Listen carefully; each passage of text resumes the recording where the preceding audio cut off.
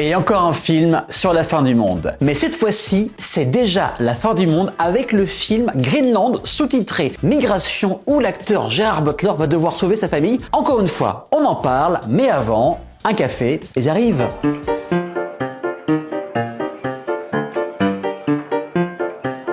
Mais d'abord, un rappel des faits. Dans Greenland, premier du nom, une comète était sur le point de s'écraser sur Terre et va provoquer un très gros bazar, mais Gerard Butler décide d'amener sa famille sur le dernier refuge sur Terre, au Groenland. Et je crois que Trump a regardé trop de films d'action. We're gonna get it.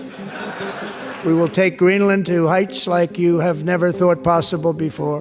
Dans ce second opus, où le budget du film a été multiplié par 3, attention spoiler, des années après l'impact de la comète sur la planète bleue, la Terre est dans un état similaire à ton voisin après une cuite d'enfer.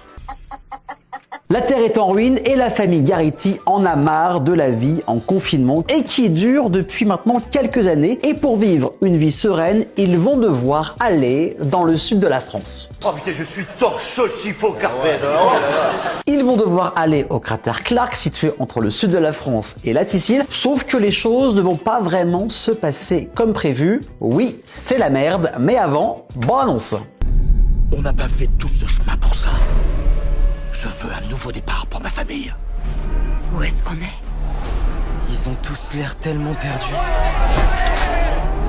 Faut qu'on se tire. Allez, vite.